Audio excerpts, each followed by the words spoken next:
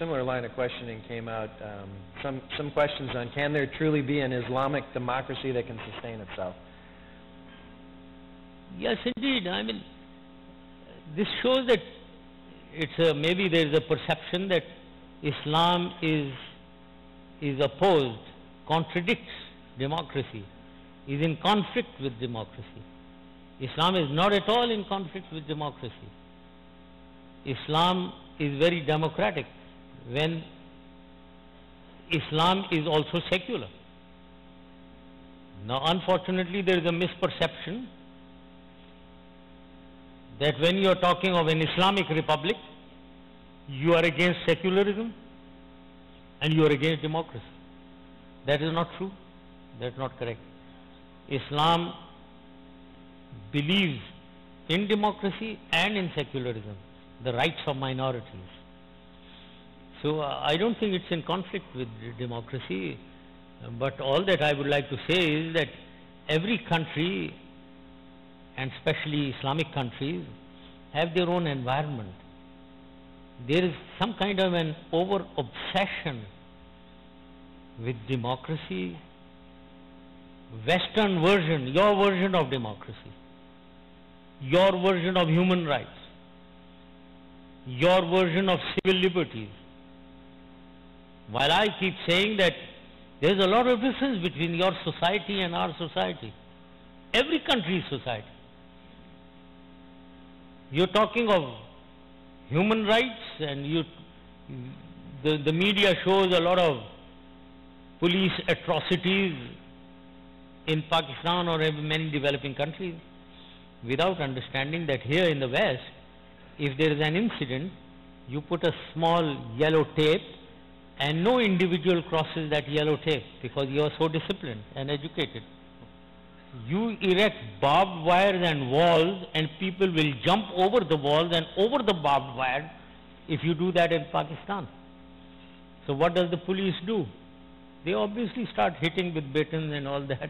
So it's a different environment. What I'm trying to say, it's a different environment where we need to adjust to ground realities of people and then execute democracy and civil liberties and human rights in accordance with.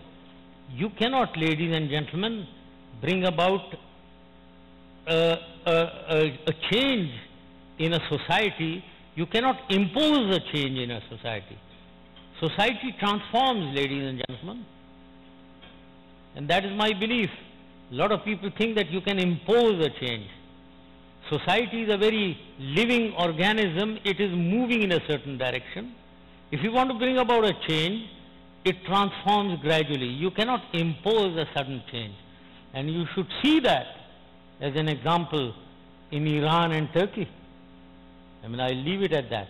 Okay. No imposition is possible to transform societies. There were several questions, and we'd be remiss if we didn't go into the nuclear situation. This one question was, are you worried about nuclear weapons falling into the hands of extremists in Pakistan? Well, this is a concern of the world, but I would say no, there is no such problem. Why? I would like to explain why. And let me frankly tell you, so that because this is really a concern with everyone in the West, that Pakistan's nuclear weapons falling in extremist or terrorist hands. Ladies and gentlemen, there are two elements: the development of weapons and the holding of weapons. These are the two elements. Talking of development, previously the development was left to the science organizations.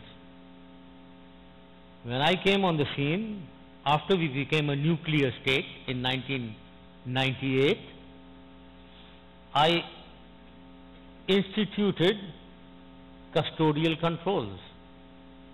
In that, we created a national command authority, an overarching body, and we created a strategic planning division, a secretariat headed by a 3-star general, a very strong secretariat, which took over security and the finances of all the science organizations involved in development. When we did that, Now, all the science organizations were very much controlled their security finances through this secretariat, answerable to this National Command Authority on top. So therefore, the development part got well under control, which was not the case before this organization was made. And therefore, proliferation was possible, because an individual head of a science organization was independent financially and security-wise. He could do anything with the money, and this was the development. Then was the holding part. Who is holding the assets that we have? There was nobody holding. The same people were holding them also. So we created a force called Army Strategic Force Command, ASFC. This is a force of about 16,000 people. It's a core of the army. It has 2 divisions. Each division has a number of brigades. Each brigade has a number of units, regiments.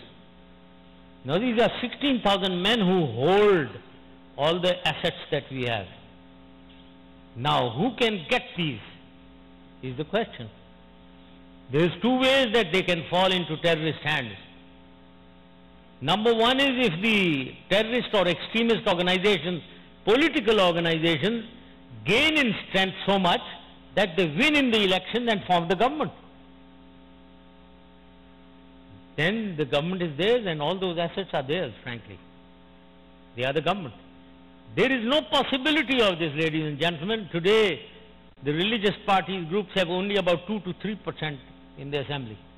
And I don't see them at all winning in any elections in the near future. Okay. The other way that they can fall in their hands is if a group of people were to attack physically and take over those assets from whom? From the army. They'll have to defeat this core of the army. And these are dispersed, strongly held, strongly defended, so strongly held that nobody can enter, nobody can touch anything. So on the whole, I think I have seldom elaborated my views so much as I have done with okay, you. Well, thank you very much, Pervez Musharaf. We are actually out of time, and so I want to thank you very much for sharing your views. It's been an enlightening evening, and I'd like to thank all of our guests for coming out tonight. Thank you very much again. Thank you.